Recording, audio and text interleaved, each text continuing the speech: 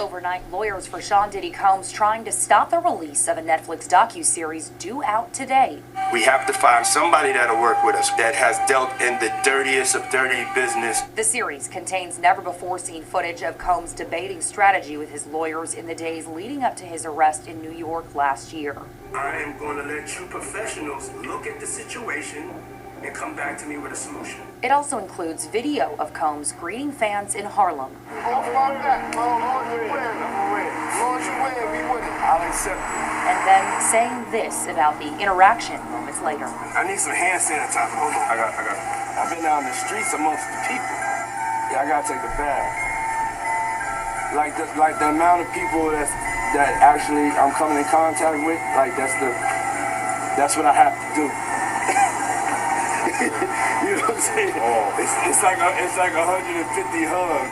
Now Combs' lawyers are demanding Netflix pull the series, threatening legal action, claiming Netflix is using stolen footage that was never authorized for release as part of what they call a shameful hit piece. The series is executive produced by Combs' longtime rival, Curtis 50 Cent Jackson, and director Alex Stapleton, who said, quote, "We obtained the footage legally and have the necessary rights," end quote. Before the cease and desist demand was sent yesterday, Stapleton and Jackson sat down with our Robin Roberts to discuss the series. How do you respond to people who say that it's more about the disdain that you have for Sean Combs than it is for giving the victims a platform?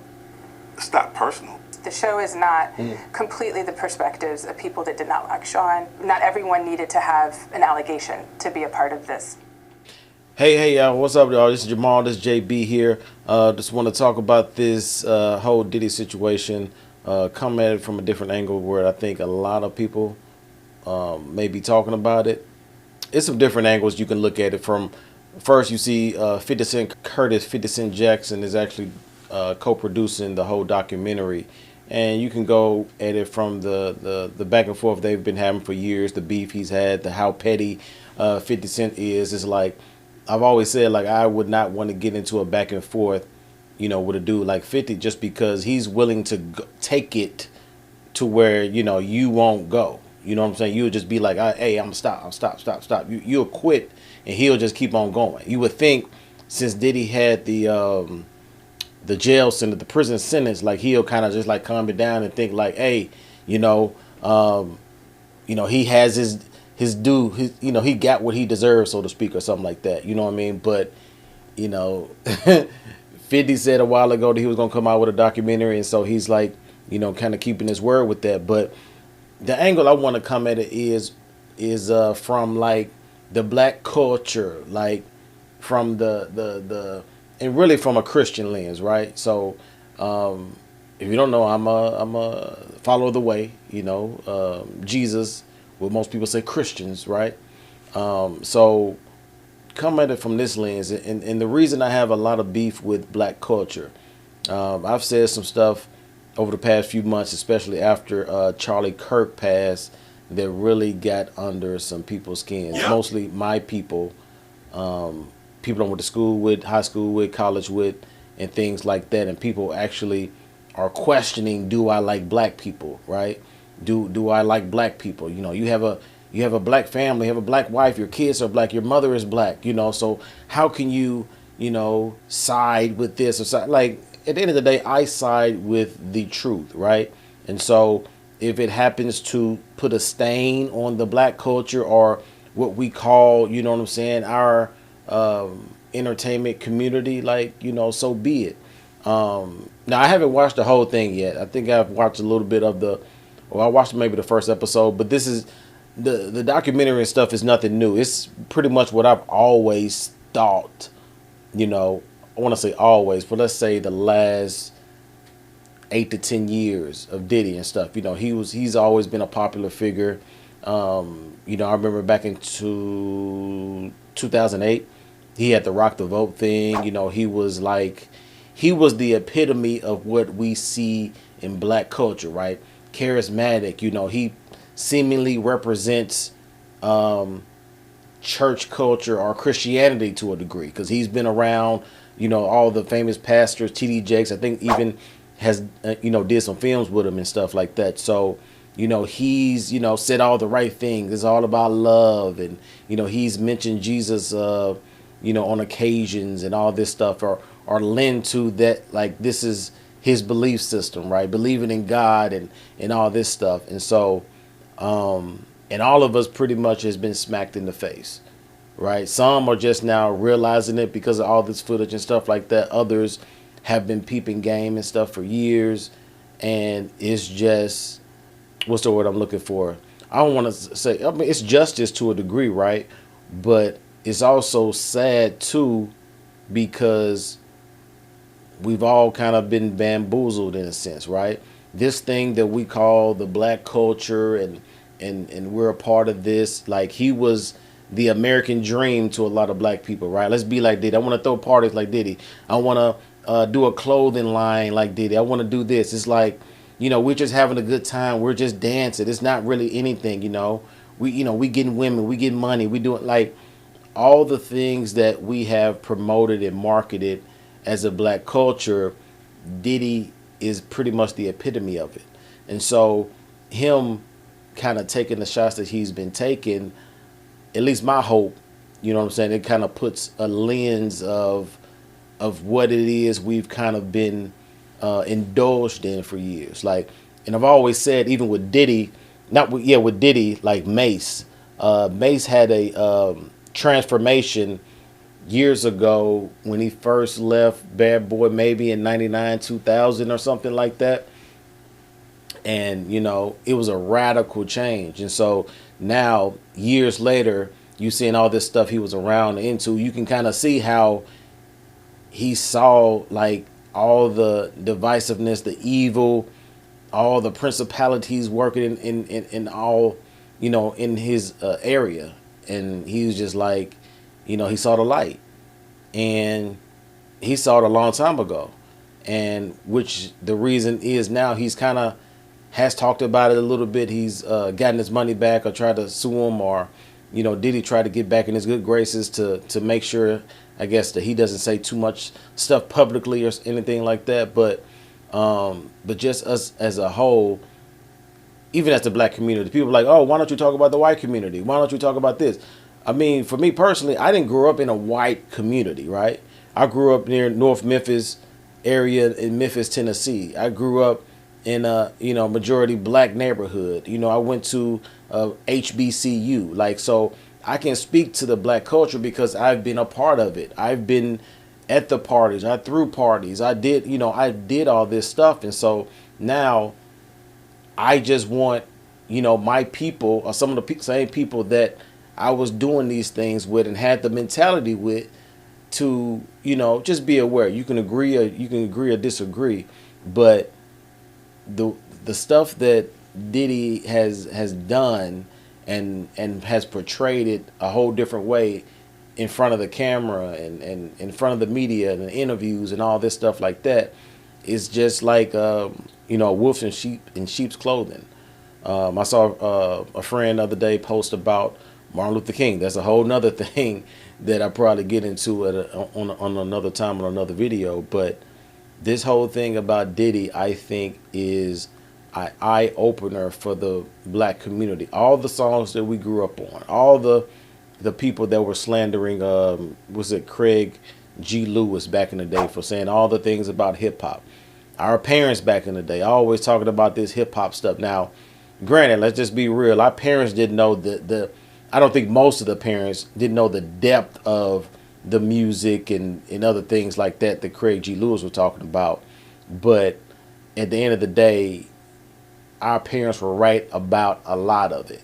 You know what I'm saying? If we look at the influence, the things that made us accept, mentally, you know what I'm saying? Even the word as we think, so we are. You know what I'm saying? As a man thinketh, so is he. So it didn't necessarily tell us to do anything horrible or bad, but it just gave us a mindset to run with, which made us exude it, you know what I'm saying, in different actions, different responses. Like, for me, I wasn't like a killer or anything like that. Like, I knew some people that, did those things, but I was more so try to be a playboy, try to, get the women, try to, do those things. You know what I mean? And so the vibe and the music that he produced, the Jodeci's, the Mary J. Blige's and all those things kind of put you in the mood. It pretty much kind of lulled us to sleep, right? It lulled us to sleep so much that it just became a part of culture.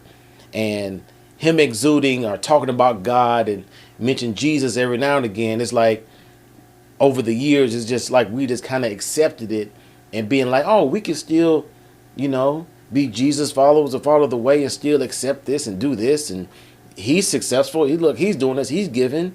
He's giving all these charities and doing all this stuff like this. Like, it must be something good about it because it looks like God is blessing him. You know what I mean? Not knowing or not seeing that also the devil is in the blessing business as well. Yep. You know what I'm saying? He has rewards for those that, follow him, that listen to him.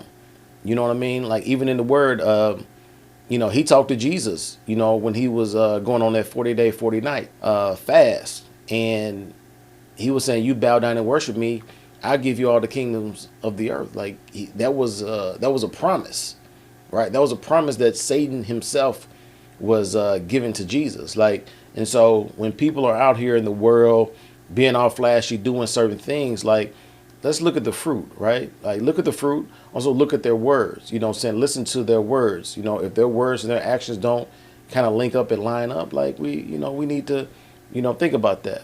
But this whole thing about Diddy, I'm interested to seeing finishing the rest of the episodes. But I heard some people talking about it on social media about he made Biggie Smalls' estate pay for his own funeral, or his family or whatnot. Things like that. Like, we could go into the whole Tupac murder him. I personally think, he probably more than likely, maybe has something to do with that as well, just to say it lightly. But and Andre Harrell, and how, he groomed him. He was a son, like, the trauma that he experienced when he was younger. His dad being a gangster, I think, died violently in the streets of Harlem. His mom, like, all the stuff, right? It's so many things to connect and talk about. He'd be like, right? And the thing about Diddy too, I think he was saying, even in the clip in the beginning of the video, he was talking about, he's gonna sue, or, a stolen video. They never should have had, got the footage. But at the end of the day, like, nobody cares if it was stolen. Like, this is not an AI version of you on these videos and other people like that. It's just, man, it's a lot. You know what I'm saying? And I'm sure it'll be more as I look into it and get down into the episodes. But I really want to know what y'all think about this whole thing, man. Like, again, I'm coming at it from a black culture standpoint. Like, black culture as we know it, that's why I'm so adamant on talking about it and saying it, and just because I've been bamboozled by it as well. And it's just, I'm in an interesting place, or a funny place with it, because I'm part of it. Like, I like the style, some of the wear, the clothing, and things of that nature. You know what I'm saying? But just the stuff that we cater to or get into, like the music that we grew up on, like, it wasn't. I go back and listen to some of the older songs now, and you could vibe to it and stuff, but then it's just to be aware, like, this stuff was really lulling us to sleep and to put us in a mind frame to allow us to continue to compromise. You know what I mean? And it's just, it was a perfect plan. The enemy had a great plan. He put everything through the music and everything else. And so now we have accepted so much more in Christianity that, I don't think that we even recognize it anymore. You know what I'm saying? It's just a part of the culture. Like I've talked about before, like the Den of Kings with Kirk Franklin. He's like the epitome of what it is to be a, celebrity Christian. You know what I'm saying? He has the thing with the Den of Kings, inviting people out there, and just, you know, it's just so weird to see somebody that's really an OG. I think he's in his 50s, you know, maybe going toward his 60s, and just have people like he's supposed to be a light, right?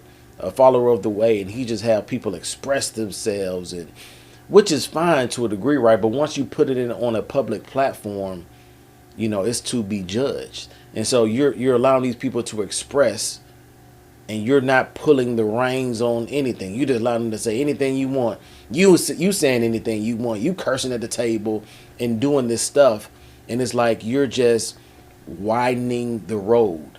You know what I'm saying? But if you're a follower of the way in Jesus, we're supposed to be on a narrow road, you know. And so the more that we accept and don't try to pull the reins or put another option or express the truth, we're just widening the road, you know what I'm saying, for everybody to see. And so, and to a lot of people, I remember even Glorilla talking about it. You know, Kurt was the symbol of Christianity to her and a lot of people growing up. And so whatever he does, whatever he accepts, whatever he puts out there, they're going to automatically push it as, oh, this is cool. This is what it has become. You know what I'm saying? Not knowing that this narrow road is what it is. You know what I'm saying? We can try to widen it if we want, but that don't make it right. That don't make it cool. You know what I'm saying? We got to have our own accountability. And another thing I want to say about just Christianity in general, it's a blood sport, right? I think Christianity is a blood sport, meaning that we are verified and qualified through the blood of Jesus, through his shed blood, through the battle, that so we can live above the sin line, right? And so blood sport, if anybody remember back in the 80s, the movie with Jean-Claude Van Damme, you know, a popular movie back in there. I remember watching it quite a few times and stuff. And so I think Christianity is a blood sport, meaning that we as believers are qualified and justified through the blood, you know, through the blood of Jesus. He went through the battles. He went through all that he had to go through on that cross in order for us to be justified. We're just living in the, you know what I'm saying, the benefit of it.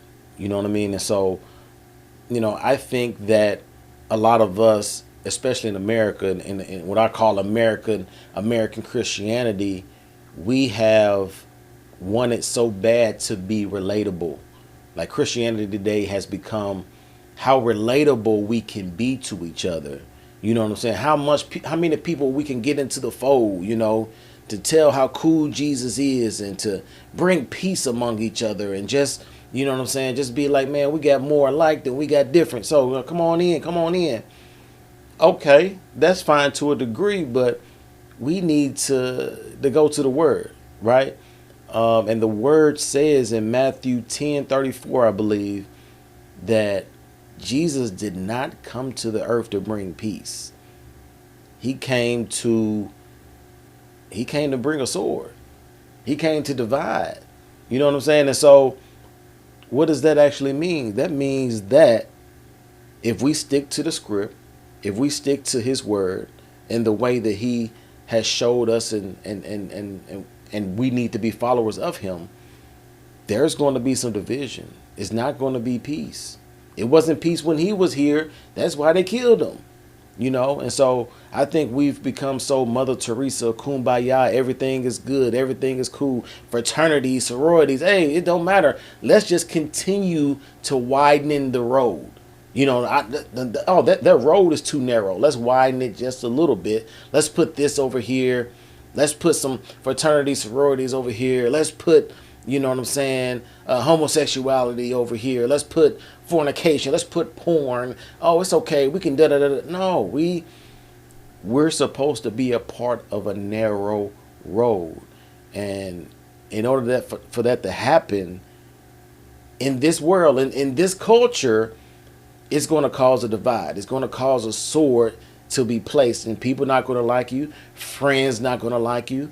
They're going to be coming up with different narratives about you that You know what I'm saying? That you're trying to be this, you're, you know, anti-black or anti-whatever, when at the end of the day, I'm just sticking to the script, y'all. Just sticking to the script.